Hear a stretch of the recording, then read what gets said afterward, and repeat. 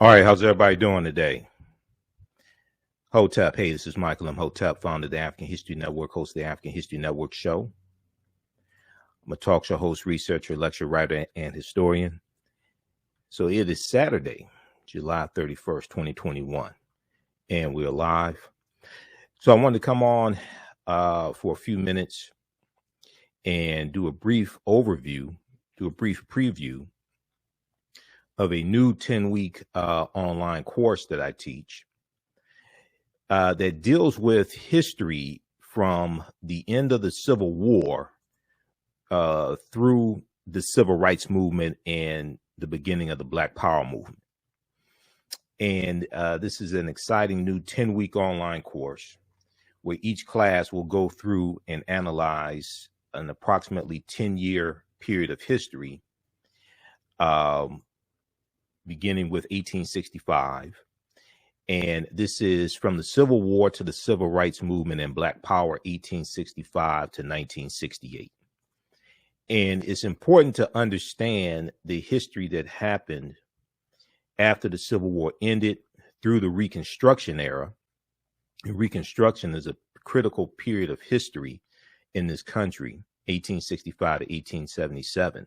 Through the Reconstruction Era, what happened during Reconstruction, advancements that African Americans were making, acquisition of land, and then we're still going to acquire land after that. But you have the Jim Crow era, you have Plessy versus Ferguson, U.S. Supreme Court case, 1896. We see African Americans being ran off our land, the theft of land taking place, all these different things. Okay, so we're going to deal with this in this class, and we go through World War I, World War II, Civil Rights Movement, and Black Power movement.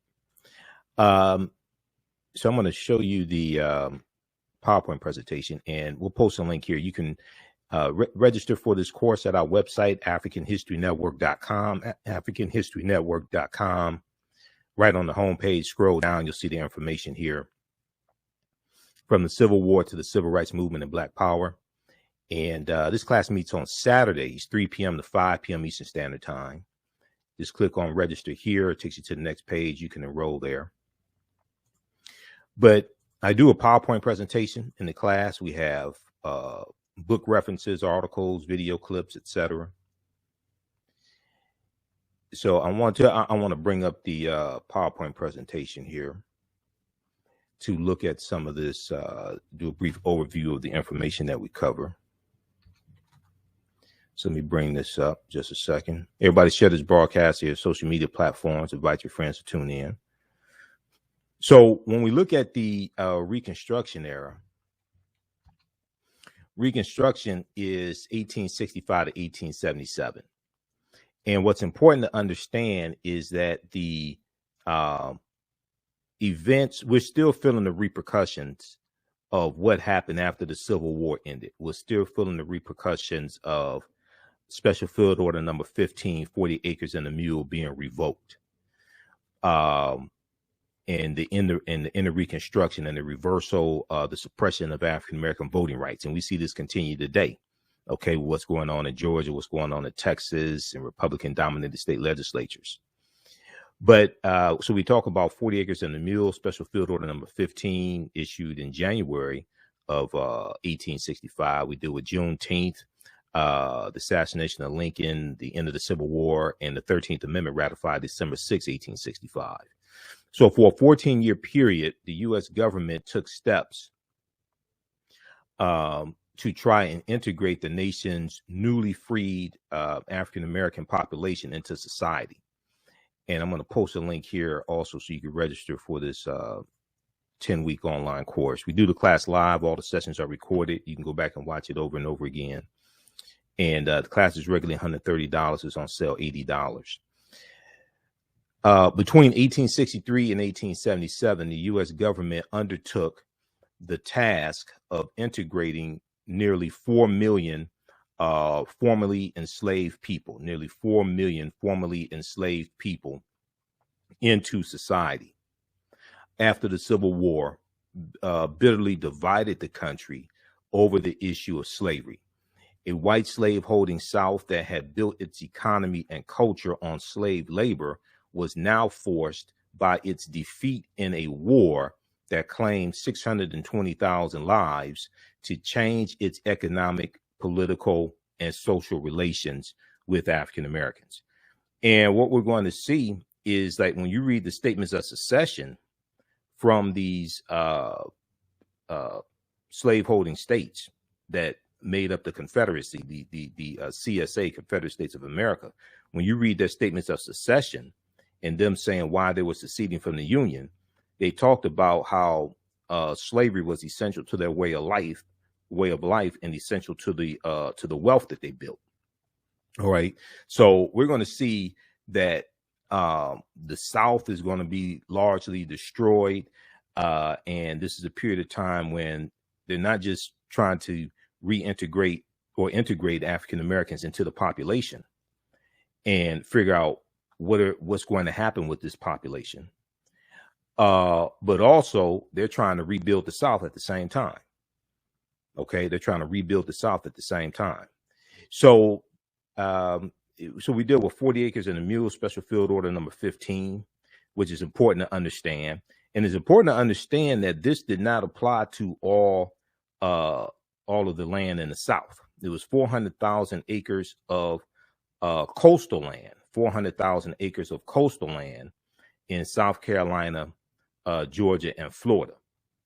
And it was broken up into plots of up to 40 acres per plot. And it's going to be divided amongst about 40,000 African-American families. Okay. The phrase 40 acres and a mule evokes the federal government's effort or failure to redistribute land after the Civil War and the economic hardship that African-Americans suffered as a result. As Northern armies moved through the South at the end of the war, African-Americans began cultivating land abandoned by whites. Rumors developed that land would be seized from Confederates and given or sold to freedmen, okay, the former slaves, the freedmen. These rumors rested on solid foundations. Abolitionists had discussed land redistribution at the beginning of the war. And in 1863, President Abraham Lincoln ordered 20,000 acres of land confiscated in South Carolina, sold to freedmen in 20-acre plots. Secretary of the State Salmon Chase expanded the offering to 40 acres per family. Okay, so but what we're going to see is that this land is going to be taken back by President Andrew Johnson, who succeeded Lincoln, who was sympathetic, and Johnson is sympathetic to the Confederacy and sympathetic to the South. All right. So we talk about General William T. Sherman, January 16th, 1865, issuing a Special Field Order number 15, which redistributed roughly 40,000 confiscated acres of land. And it's going to be in Georgia, coastal land in Georgia, South Carolina, and Florida. The mule is going to be added months later, and it's going to be loaned. Originally, it was just 40 acres, and there was no talk about a mule. All right. So we're going to see that the reason why this land was given, it was not to compensate African Americans for work that they already did. It was coming to the realization that the slaves were going to be freed. And there was a meeting that was held with African American leaders, most of them ministers, African American ministers. And they were asked, what do your people need to be free? What do your people need to be independent? They overwhelmingly said land. Okay. So it wasn't a situation where the government said, we're going to give you this land because you work for free. They were saying, we're going to give you this land because so you could be independent. And it was supposed to be it was the land that we lived on in those areas. It was only supposed to be occupied by African Americans. And we were supposed to be self-governing also. So it's going to be a nation within a nation. When you actually read it, we go through and look at the different portions of Special Field Order number 15 in the class. So it's different than what a lot of people actually thought it was. That's why we have to go through and study this history. And what we're going to see, to better understand where we are today and how we got here, we have to understand the history of what happened, the laws and policies, the events and the movements, all these things that took place previously. Okay. To understand where we are today, how we got here, and where we need to go from here. All right. Let's continue. So this is Sarah Rector. Sarah Rector is very important to understanding this history, because then this ties into the Black Freedmen Indian Treaties, the 1866. The Black Freedmen Indian Treaties, 1866.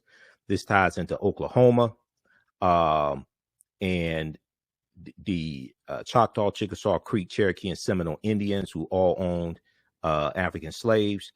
And what happened after the Civil War ends, and this redistribution of land to the enslaved Africans that these 5 civilized tribes and Native Americans own. All right. And this land distribution that took place because of the Black Freedmen Indian Treaties of 1866, this is going to play into the origins of Black Wall Street in Tulsa, Oklahoma, and the Greenwood District in Tulsa, because Tulsa was founded by Creek Indians around 1834, 1836. It was founded by Creek Indians who got pushed off their land in the southeastern United States because of the Indian Removal Act of 1830, signed into law by President Andrew Jackson. And these 5 civilized tribes of Native Americans, the Choctaw, Chickasaw, Creek, Cherokee, and Seminole Indians, they're going to all get pushed off their land in the southeastern United States. And they go over 1,000 miles west into Oklahoma. All right. So, and they take their African slaves with them. About a third of the people who were on the Trail of Tears were African people. These were enslaved Africans. So when we talk about the Trail of Tears, oftentimes the African slaves that were on the Trail of Tears are not talked about. All right. But Sarah Rector's family was descendants of enslaved Creek Indians. And her family got land because of the Black Freedmen Indian Treaties of 1866. Her parents had been of enslaved Creek Indian ancestry. And this land redistribution will also tie into the Dawes Allotment Act of 1887. See, we have to go through and understand all this history that took place. This is why this is extremely important.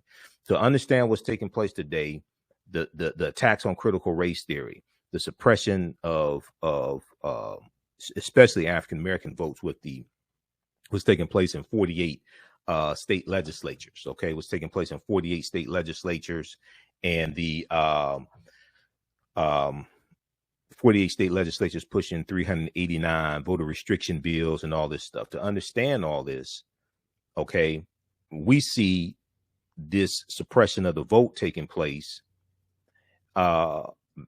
largely after the 15th Amendment of 1870 is ratified.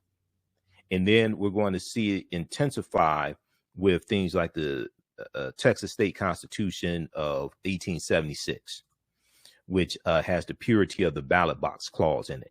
We're going to see it really escalate in 1890 with the Mississippi State Constitution and the Mississippi State Convention, where they said we are here to exclude the Negro, because the majority of the population in Mississippi in 1890 was African Americans. Okay, so we're going to see how all this history plays out and understand cause and effect as well. Historical events don't happen in a vacuum. They are the culmination of a sequence of historical events that lead to a larger event taking place. So we go through and look at the 3 constitutional amendments during Reconstruction. 13th Amendment, which legally freed the slaves and ended chattel slavery. We look at the 14th Amendment, which gave citizenship rights to them. We look at the 15th Amendment, which guaranteed the right to vote to African American men. Now, nowhere in the U.S. Constitution does it explicitly give the right to vote to anybody. Nowhere in the U.S. Constitution does it explicitly give the right to vote to anybody. But the 15th Amendment guaranteed the right to vote to African American men. It did not apply to African American women at this time. And we're going to see felony disenfranchisement is going to be enacted shortly after this. 1870, 1871, things like this. You're going to see laws being passed in southern states that say if you're convicted of a crime, you lose your voting rights. That was targeting African American men, because you have former slaves now voting, determining laws and policies that govern white men. And there was a lot of white people who resented this. Okay. And there are going to be about 2,000 African American men elected to public office during this Reconstruction era.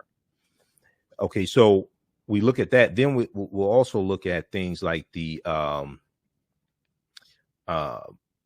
force acts, the 4 force acts during Reconstruction, especially the Ku Klux Klan Act of 1871. And the Ku Klux Klan Act of 1871 was designed to design to crack down on the Ku Klux Klan, who was killing African Americans, but they were and lynching us, but they were also attacking white Republicans and white abolitionists, lynching them as well. The 14th Amendment, ratified in 1868, defined citizenship and guaranteed due process and equal protection of the law to all. Vigilante groups like the Ku Klux Klan, which was founded December 24th, 1865 in Pulaski, Tennessee, founded Christmas Eve. However, freely threatened African Americans and their white allies in the South and undermined the Republican Party's plan for Reconstruction. The bill authorized the President of the United States to intervene in the former rebel states that attempted to deny, quote, any person or any class of persons of the equal protection of the laws or of equal privileges or immunities under the laws.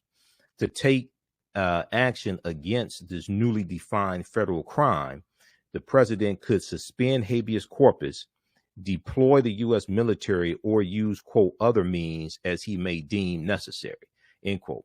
So this is from history.house.gov. History.house.gov is the history section of the U.S. House of Representatives website. House.gov is the official website of the U.S. House of Representatives. History.house.gov is the history section there. Okay. And it talks about the Ku Klux Klan Act of 1871. A lot of people don't know about this. And what happened was the President Ulysses S. Grant declared martial law in 1871, October 1871. Okay. The major he declared martial law in 9 counties in South Carolina to crack down on the Ku Klux Klan, who was attacking African Americans, attacking African American elected officials.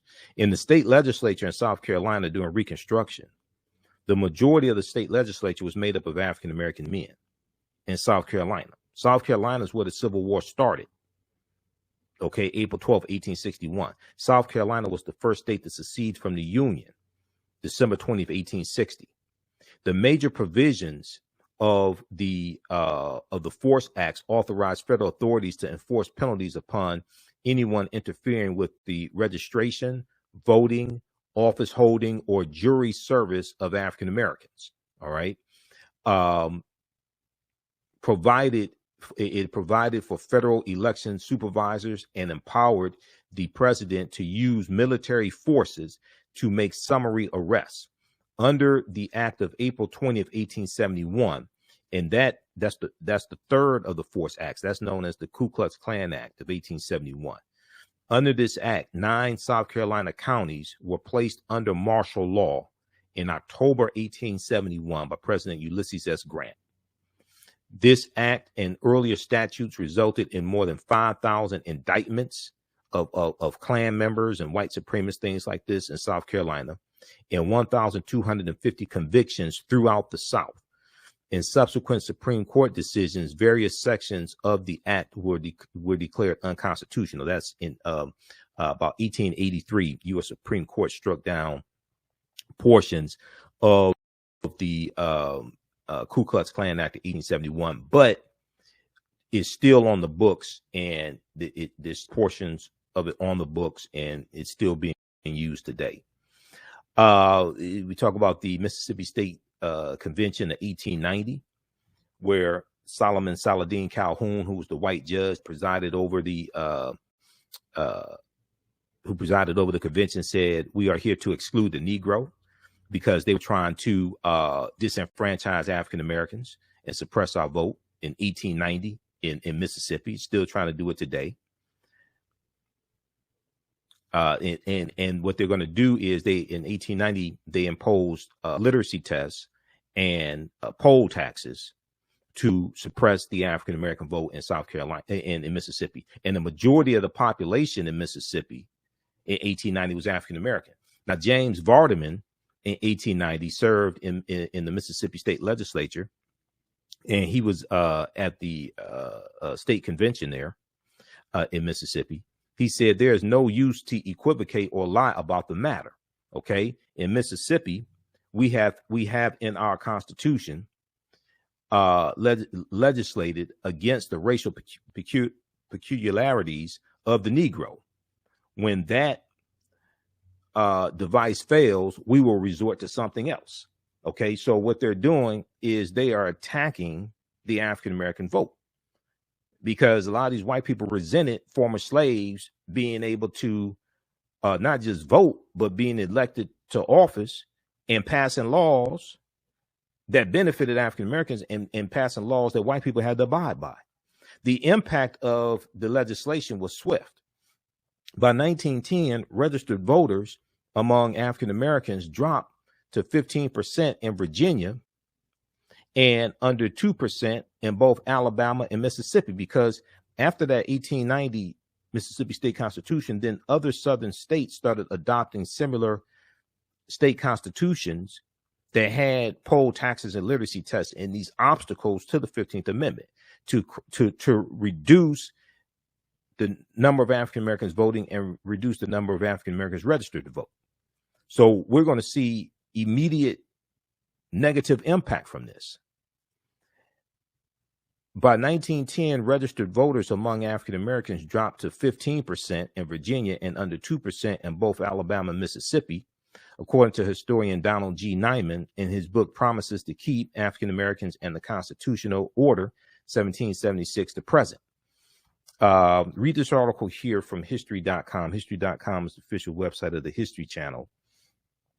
This piece here is how Jim Crow era laws suppressed the African American vote for generations. How Jim Crow era laws suppressed the African American vote for generations.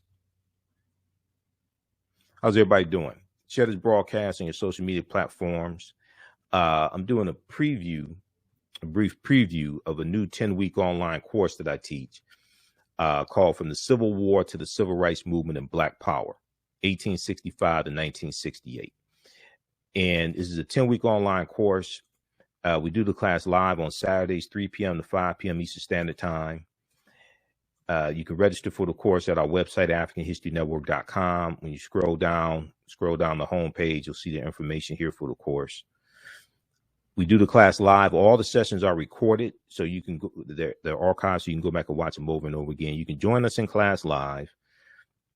In class, you can see me, I can't see you.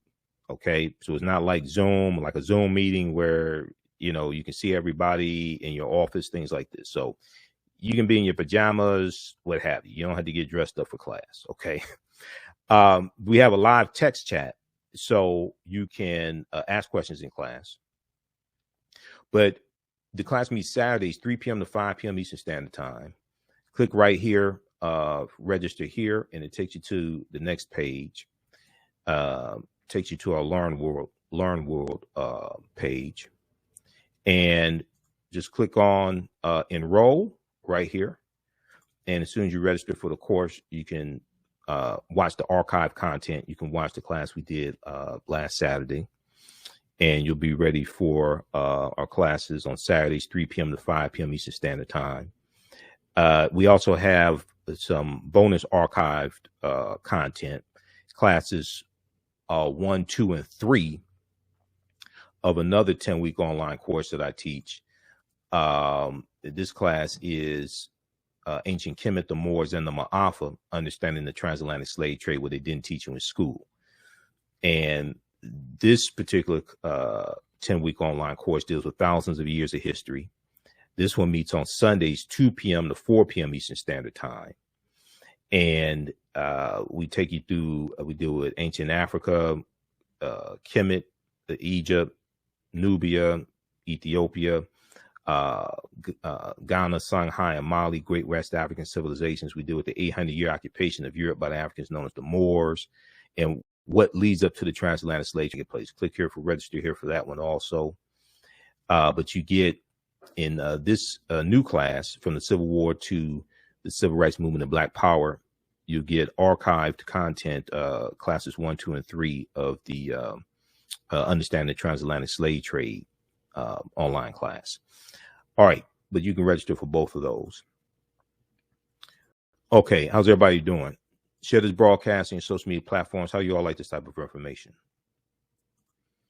Okay, so let's continue here quickly. So we talk about the all-white primaries, and we take you through our history. So what we're able to do is to have more of a laser focus on each decade. So I purposely broke this up into 10 classes.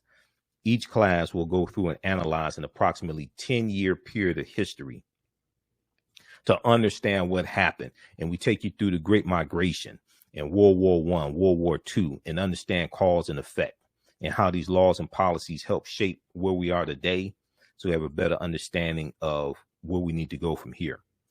When literacy tests, poll taxes, grandfather clauses, and the many other ways to circumvent the 15th Amendment, which guaranteed the right to vote to African Americans, specifically African American men, starting in 1870. When that did not work to suppress African American turnout, white legislators in several southern states used all white primaries to all but eliminate African American voters' presence in the electoral process. After a white election official blocked an African American man named Lonnie E. Smith the right to vote in the 1940 Texas Democratic Party, the NAACP's Thurgood Marshall and William H. Hastie challenged the case all the way to the U.S. Supreme Court. In 1944, the U.S. Supreme Court ruled in the case Smith versus Allwright that the Texas white primary system was unconstitutional. So it's going to be Thurgood Marshall that helps to end these all white primaries in Texas. But what they're doing in Texas goes back to the Texas State Constitution of 1876. Okay, that had the purity of the ballot box clause. And you have to understand the history of Texas, because see, Texas came into the Union as a slaveholding state in 1845. And this goes back to the whole fight with the Alamo. And it goes back to about 300 settlers from the U.S. going into Texas to settle, and they're going to have slavery in this area where they are, even though slavery was illegal. And you're going to when you research the Alamo, what that was the big contention between Mexico and those settlers in the Alamo. The fact that they had slavery, and slavery had been abolished in about 1829 in Mexico by Vicente Guerrero. Vicente Guerrero was the second president of Mexico, and he was a former slave. He was of African descent. Okay. So when people say, remember the Alamo, we should remember the Alamo. We should remember these U.S. settlers wanted to have slavery in free territory. All right. And then Texas wins its independence from Mexico in 1836, becomes a state in the Union in 1845. Then 1846, 1848, then you have the Mexican-American War, okay, where the U.S. goes to war with Mexico. So this is the deep history. We have to go through and understand this chronology of history. So we deal with the Great Migration. The Great Migration is really important to understand, because This is 1915 to 1970 approximately, and 6 million African Americans are going to migrate out of the South up north and out west, and this totally changes this country. And then we're going to read you're going to see an increase in race riots and things like this in areas that they're moving into, driven from their homes by unsatisfactory economic opportunities and harsh segregationist laws. Many African Americans headed north, where they took advantage of the need for industrial workers that first rose during the First World War, World War I, 1914 to 1918. And 1919 is going to be the Red Summer, where you have over 25 major race riots in this country. When these white men come back home and can't find jobs, and they see the jobs are being filled by African Americans and immigrants here, this is going to explode. There's going to be a racial explosion in this country. Now, by the end of 1919, some 1 million African Americans had left the South, usually traveling by train, boat, or bus. A similar number had automobiles or even horse-drawn carts. In the decade between 1910 and 1920, the African American population of major northern cities grew by large percentages from 1910 to 1920.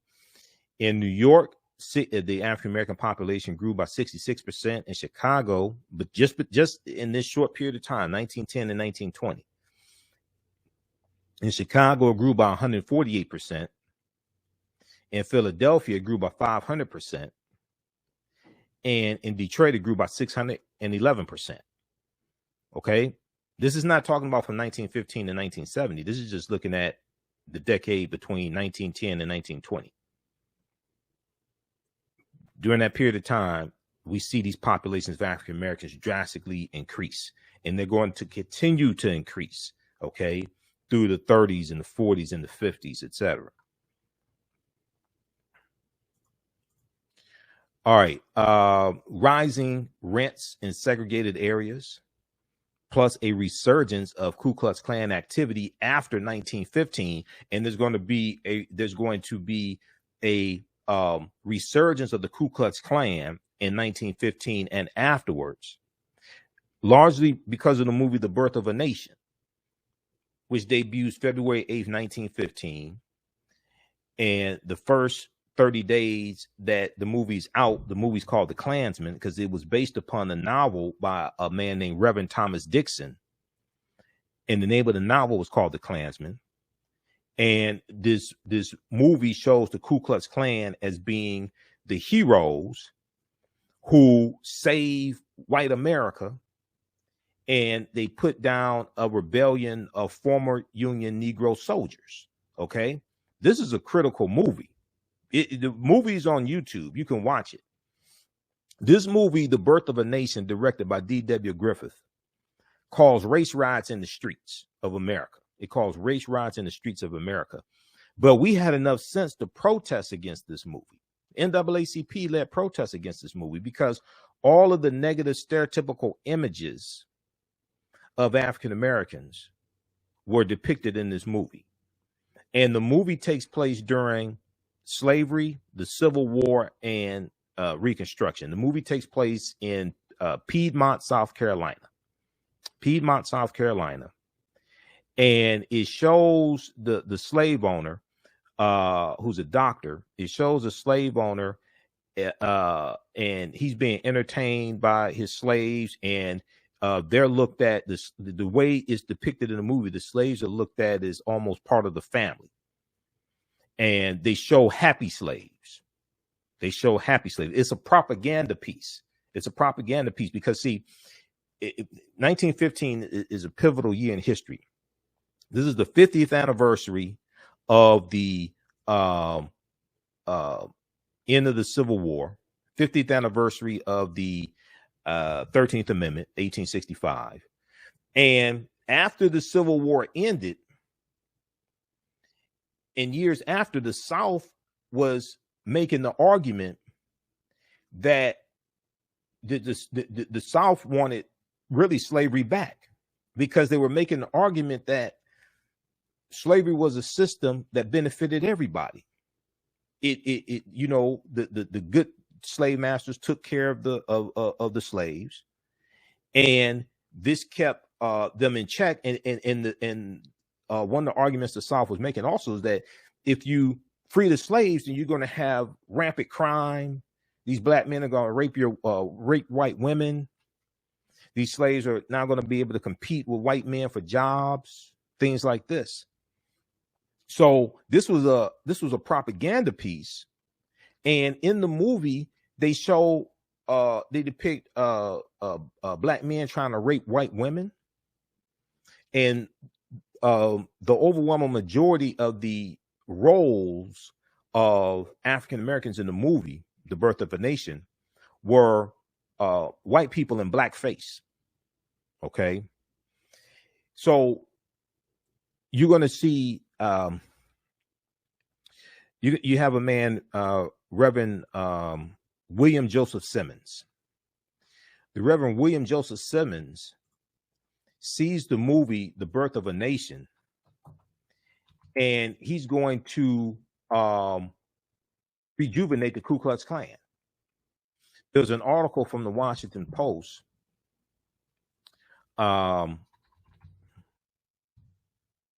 it talks about the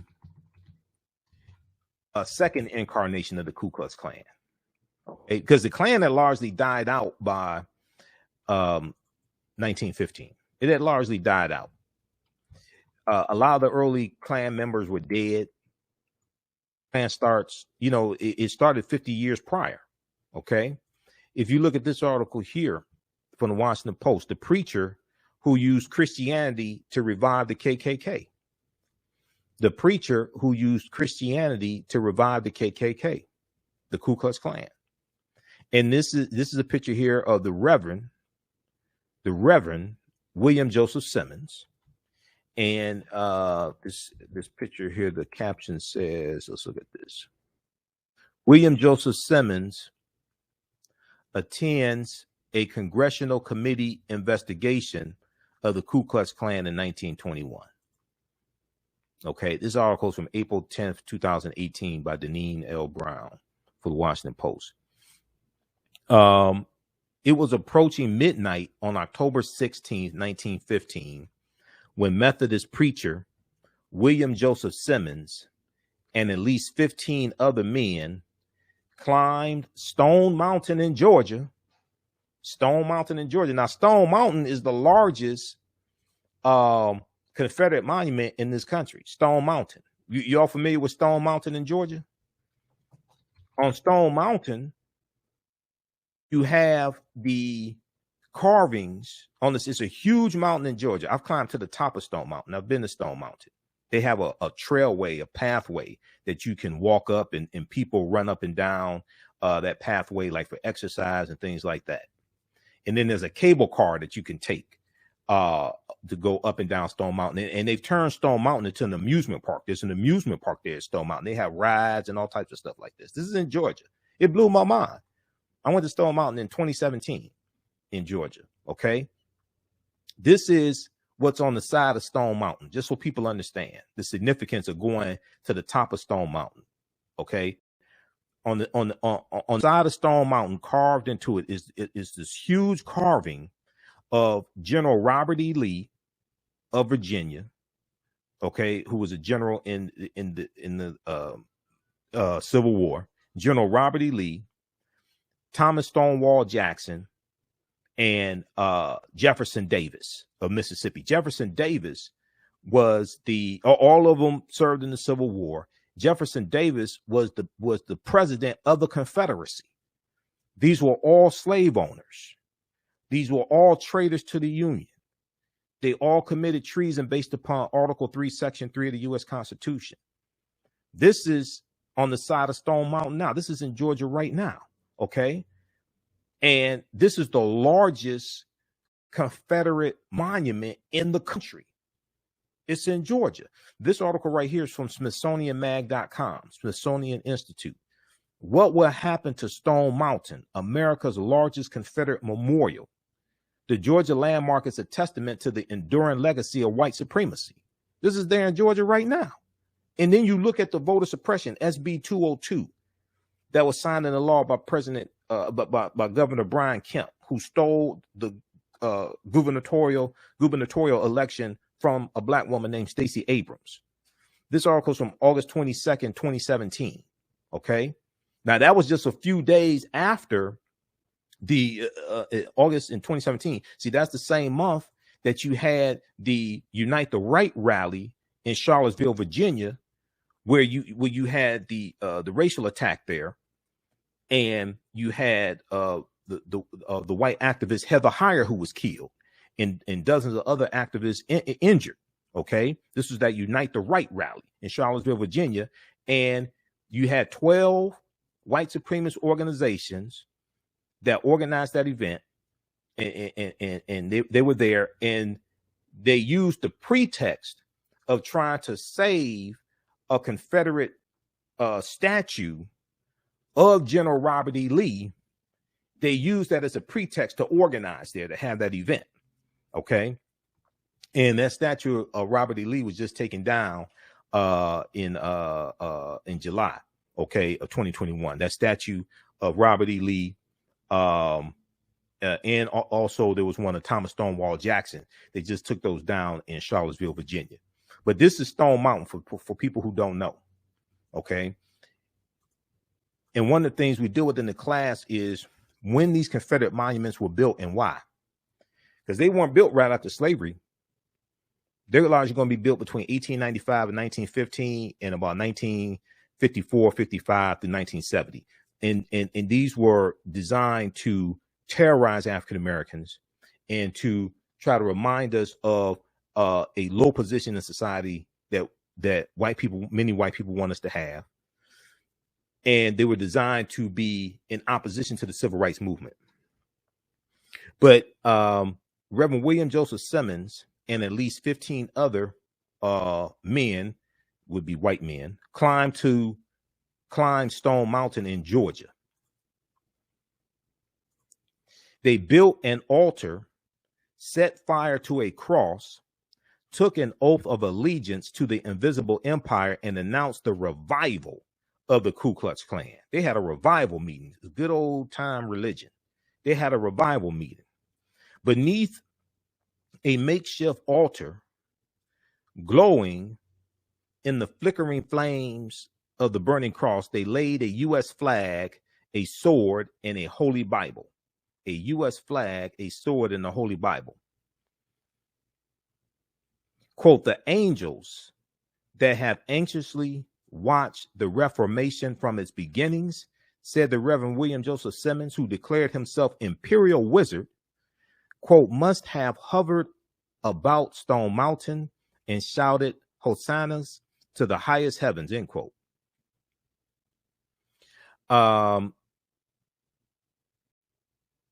So they talk about the 50th anniversary of the assassination of Dr. King. Last Wednesday, on the 50th anniversary of the assassination of Dr. King, Progressive Faith held a march in Washington to combat racism and atone for the history of that prejudice. But this deals with the rejuvenation of the Ku Klux Klan by the Reverend William Joseph Simmons.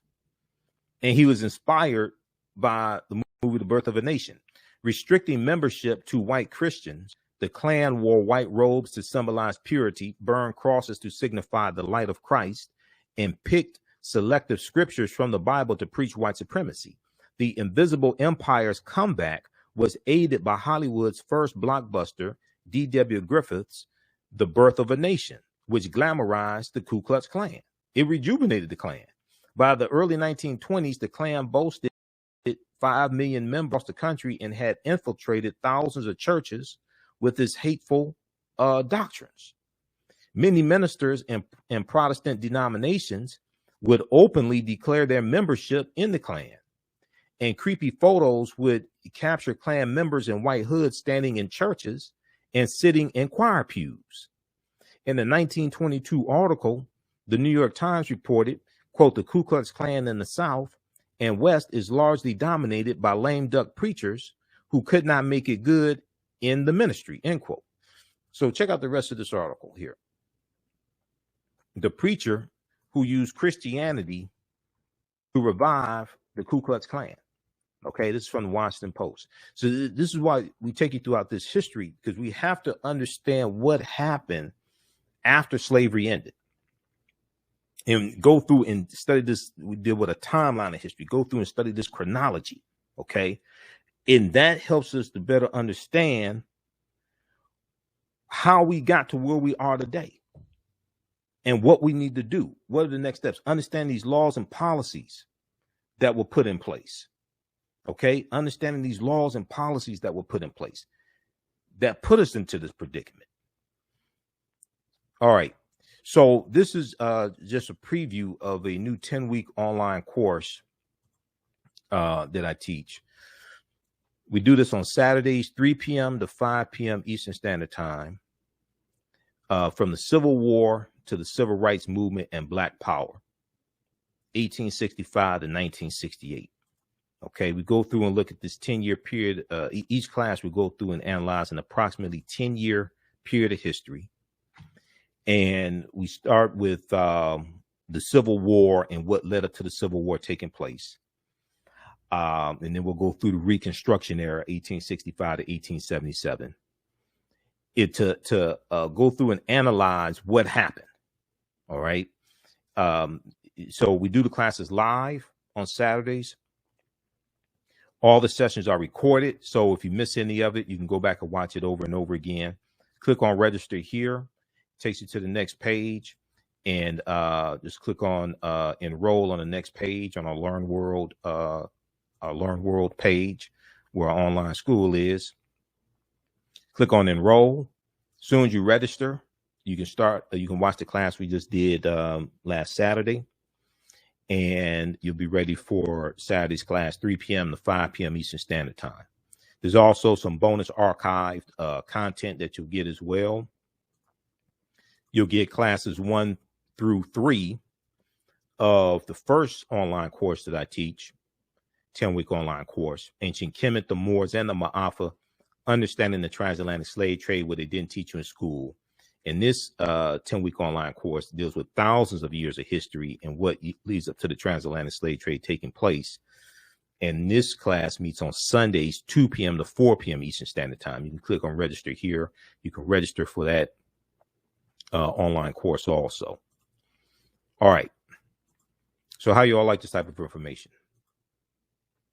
And I decided to do this class because in the Understanding the Transatlantic Slave Trade class, I wanted to do a continuation to deal with, okay, what happens after slavery ends? Okay, I just don't have enough time in the first 10-week class to deal with this. And people were asking for additional history. Okay, what happens after that? So this class gives us the opportunity to really go in and analyze in 10-year increments of history what happened.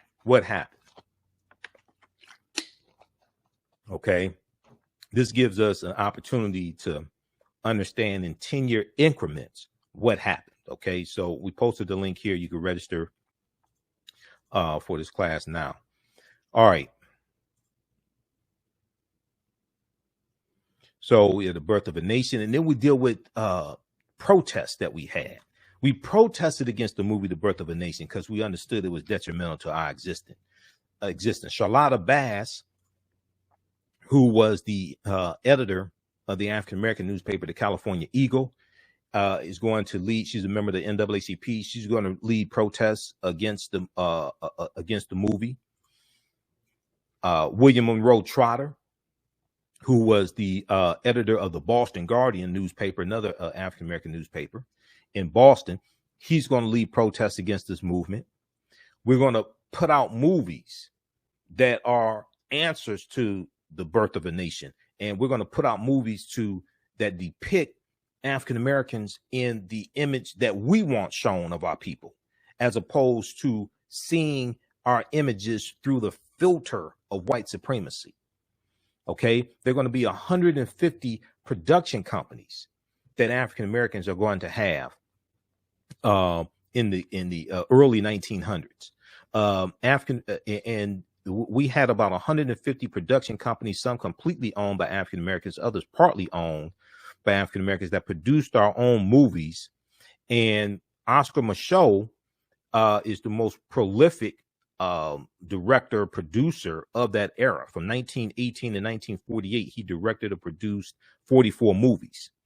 Read Donald Bogle's book, Blacks in American Films and Television, an Illustrated Encyclopedia. Blacks in American Films and Television, an Illustrated Encyclopedia. That book came out in 1988 by Donald Bogle. And it goes through, it's an encyclopedia of African American cinema, okay, or movies that we're in. And it let me see, I got the book right here. So I think this book is, I think it may be out of print. You may find it, you could probably find it from an African American book dealer or something like that. I don't even take this book out the house because I know it's hard to find. But Blacks in American Films and Television, an Illustrated Encyclopedia. Now, Donald Bogle is the godfather of Black cinema. All right. And this book came out in 1988. So every movie or TV show that has basically an African American character, one who had like speaking lines or some type of significant African American character, they have a entry in this encyclopedia, and they tell you, they give you a synopsis of the movie. See, this is An Officer and a Gentleman, 1982. They give you a synopsis of the movie, who starred in it, who directed it, everything. Okay, and they have a history. They deal with some history in the beginning, in the introduction, and then you go through. It's in alphabetical order, okay?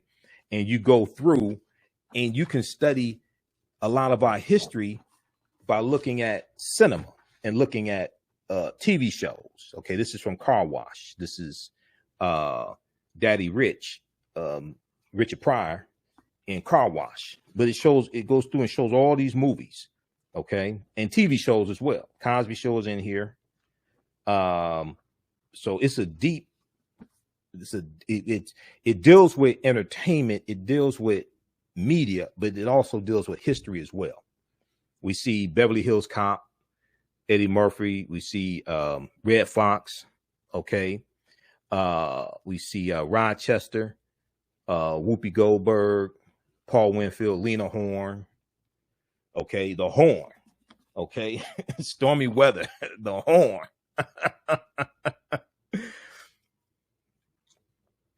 All right. Let's continue here for a couple more minutes. So we deal with that. We deal with the Great Migration. We deal with the Red Summer. We deal with cinema and how we're fighting back with the images that we're putting out of African Americans. And we want to define ourselves. Power is the ability to define and shape reality and have other people accept your definition of reality as if it were their own.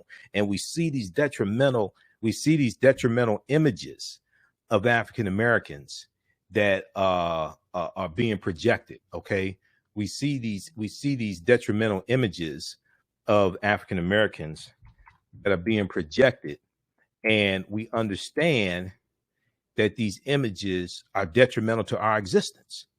Okay, and we're fighting back. All right. So the Red Summer. Now, a lot of people did not, across the country, a lot of people did not know about the Red Summer of 1919 until the year 2019, which was the 100th anniversary of the Red Summer. A lot of people didn't know about this history. This happens the year after World War I ends.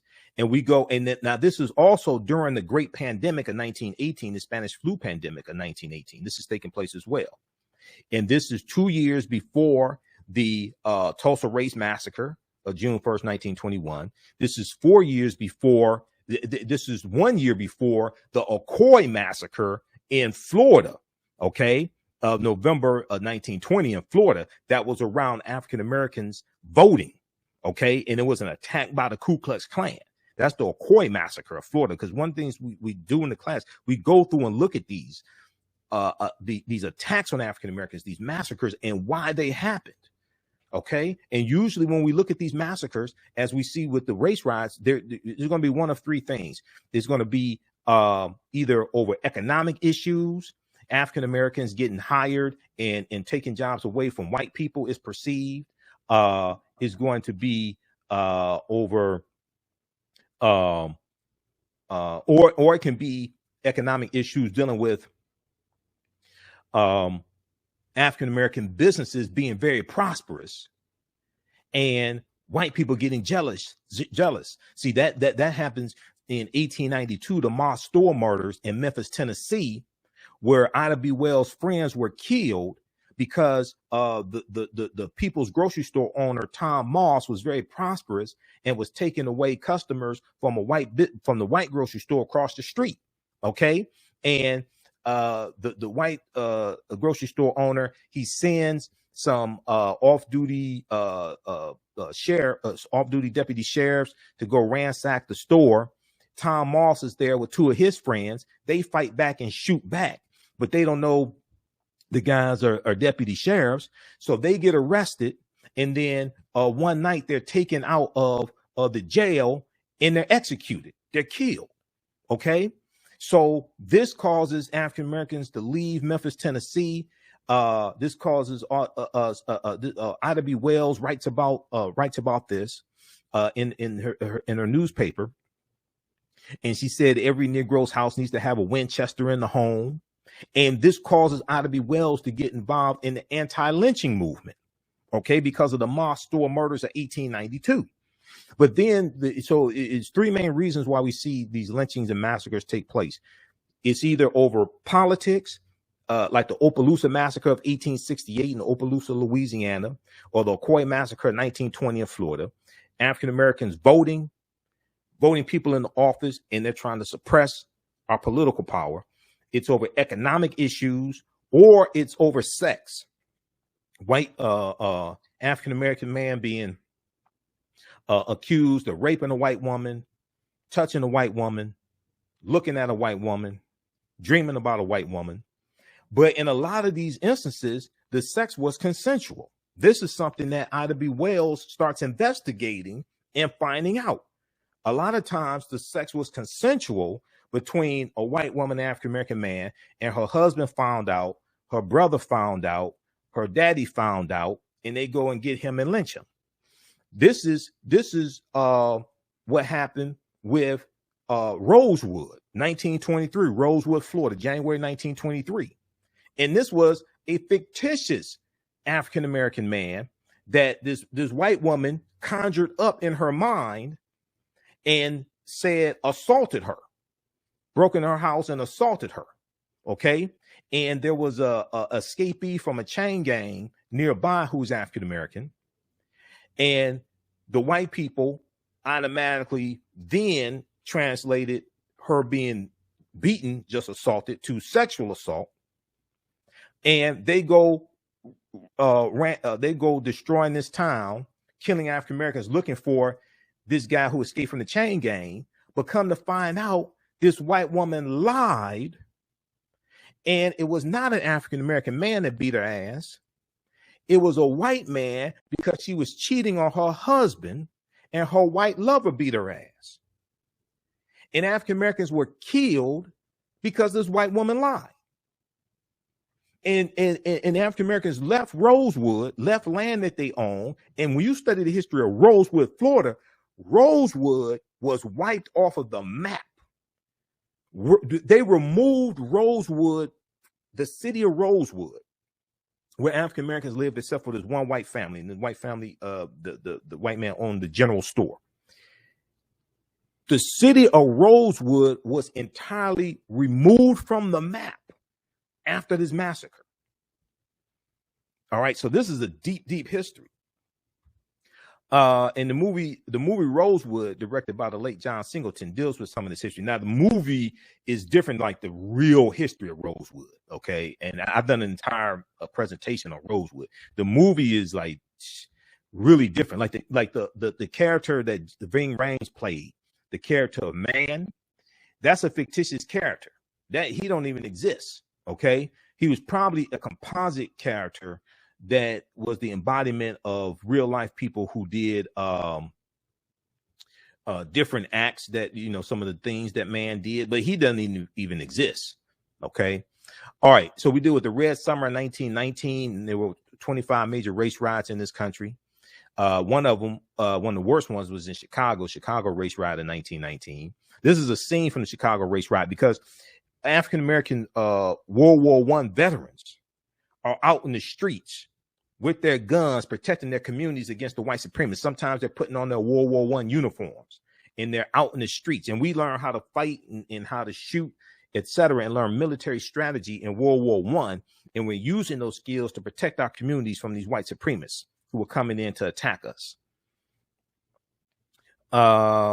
Okay, we do it the Harlem Renaissance, so the 1910s through the 1930s as well. The Harlem Renaissance was the development of the Harlem neighborhood in New York City as a Black cultural mecca in the early 20th century, and the subsequent social and artistic explosion that resulted. Lasting roughly from the 1910s through the mid-1930s, the period is considered a golden age in African-American culture, manifesting in literature, music, stage, performance, and art. You know, we deal with the UNIA, Universal Negro Improvement Association, and Marcus Garvey. We deal with all this history. Dr. Carter G. Woodson and the formation of the Organization of Dr. Carter G. Woodson and the organization of ASALH, Association for the Study of Negro Life and History. We'll talk about Malcolm X later, and the Organization of Afro-American Unity, the OAAU, forms that in 1964. Creation of Negro History Week, 1926. Dr. Carter G. Woodson. And what this brilliant brother did, the Associated Publishers, Inc., the publishing company he created in 1921. This is a brilliant brother. Also, in African American History Month, which is what it's called now, it's totally misunderstood. It was never designed to be the only time of the year that we study our history. It was designed to be that 1 week, second week in February, was designed to be a time that we celebrate our history. Dr. Woodson said that the history of African Americans needed to be taught year round in schools. He said Negro History Week should be a demonstration of what has been done in the study of the Negro during the year, and at the same time as a demonstration of greater things to be accomplished. Dr. Woodson instructed school teachers. He said a subject which receives attention 1 week out of the 36 will not mean much to anyone. He said that the history of our people need to be taught all year round in schools, and that 1 week out of the year is the time that school children actually show and demonstrate what they had learned year round. It was never designed to be the only time of the year that we study our history. And it was also supposed to study not just accomplishments and achievements of African Americans in this country, but also on the continent of Africa as well. So when you go look at the annual themes, and I've looked at the annual themes going back to about 1928, when you look at the annual themes, there's an annual theme coming from the Association for the Study of African American Life and History. When you go through and look at the annual themes, some of those annual themes deal with Africa and history of Africa and what's going on the continent of Africa. It was never supposed to be the only time of the year we study our history, one, or commemorate our history, and two, it wasn't just supposed to look at our accomplishments and achievements in this country, but also on the continent of Africa as well. We haven't done the research on Dr. Carter G. Woodson. We haven't done the research on this on Negro History Week, which is now African American History Month, and why it was created and how to celebrate it. Okay. Dr. Woodson founded Negro History Week in 1926. He explained the reason behind the celebration in a pamphlet, quote, widely distributed months before the first celebration was to take place during the second week in February in commemoration of Frederick Douglass' assumed birthday, which is February 14th, because Douglass didn't know the exact date of his birth, and Abraham Lincoln's birthday, which is February 12th. He exclaimed that blacks knew practically nothing about their history. He ultimately believed that African Americans could benefit immensely from knowledge of their past and accomplishments of their ancestors. He added that race prejudice was the byproduct of whites' quote beliefs, quote beliefs that black people had not contributed anything worth to civilization. Okay. white people's beliefs that black people had not contributed anything worth to civilization. This is his most famous book, The Miseducation of the Negro. All right. And this is one of my teachers, Dr. Leonard Jeffries. When Professor James Small and Dr. Jeffries teach, they oftentimes talk about the pyramid principle. This is the pyramid of Khafre at Giza. We see Imhotep in front of it, Heru on the horizon, or what the Greeks called the Sphinx. And the foundation of the pyramid, we see African history and culture. It's African history and culture that gives us our foundation. It gives us our values, our interests, and our principles. This gives us a cultural paradigm that we see reality through. This gives us our self-esteem, our self-development, our self-worth. Empowers the ability to define and shape reality and have other people accept your definition of reality as if it were their own. The two sides of the pyramid are economic empowerment and political empowerment. Our economics, how we engage in economics using the cooperative systems that we brought from West Africa and the ideas of cooperative economics, the co-ops, economic empowerment, and the political empowerment. Understanding that politics is the legal distribution of scarce wealth, power, and resources, and the writing of laws, statutes, ordinances, amendments, and treaties, their adoption, interpretation, and enforcement. How politics impacts every aspect of our lives. So we can't just deal with the history and culture. We have to understand how the economics and the politics, all this, we have to have a synthesis of all of this. All this comes together. Okay. All of this is connected. All right. So these are some of the things that we deal with in the 10-week online course. And we take you through the World War I, World War II, what happened after World War II, the Civil Rights Movement, Brown versus Board of Education, 1954, lynching of Emmett Till, August 1955, Montgomery bus boycott, 1955-56. Take you through the Civil Rights Movement and how the Civil Rights Movement gives way to the Black Power Movement. We deal with SNCC, Student Nonviolent Coordinating Committee. We've been talking about the passing of Bob Moses, who was instrumental in the formation of SNCC and registering African Americans to vote in Mississippi, and was an architect of Freedom Summer in 1964. All that's connected, and we see the Black Power movement comes out of SNCC, also Student Nonviolent Coordinating Committee in 1966, and Kwame Ture, Stokely Carmichael. All right, and so we take you through. We go through about 1968. We'll deal with the assassination of Dr. King. And all that. Okay, so you can register for this online course now. This is from the Civil War to the Civil Rights Movement of Black Power, 1865 to 1968. It's a 10-week online course that I teach. You can watch from around the world. You can use this with your children. Okay, I would say the content is PG-13. You can use this with your children.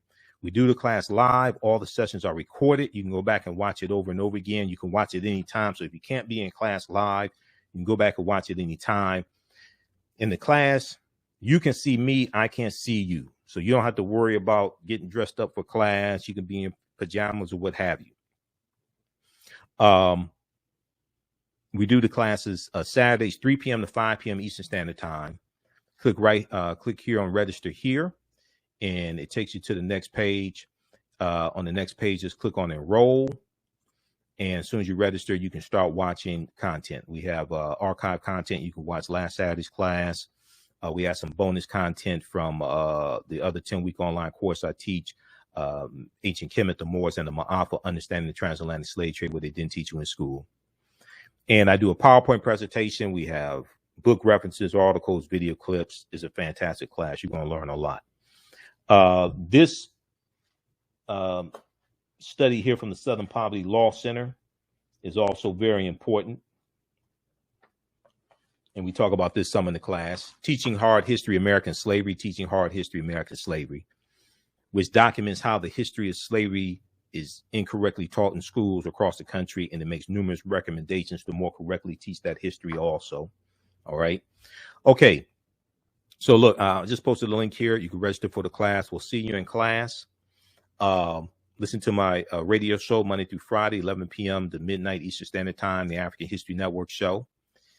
And we broadcast right here on our Facebook fan page, The African History Network, The African History Network, and my YouTube channel, Michael Imhotep. If you like this video, please click on, please give us a thumbs up, give us a like, give us a heart. Definitely appreciate that.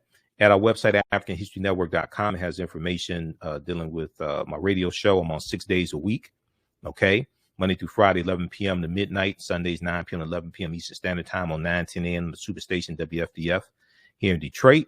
You can also download the iHeartRadio app. You can listen live. You can watch us here. We broadcast live here on social media as well. And click on listen to podcasts to listen to the archive audio podcast of the show also. If you like this type of information and you want to support the African History Network, you can also do so through Cash App, $ the AHN show, through Cash App, then also through PayPal, paypal.me/the AHN show. This helps us keep doing the research, stay on the air, keep broadcasting 6 days a week. Because I don't get paid. I'm on the radio 6 days a week, but I don't get paid to do radio. They don't pay me. They don't pay me to do the show. Okay, so this helps us to finance the show, keep doing the research, etc. $ the AHN show, SHOW, through Cash App. So we have our official Cash App account here.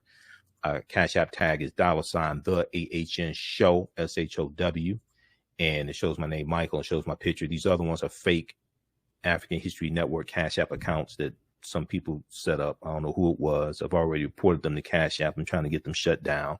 They've been stealing money from us. Okay.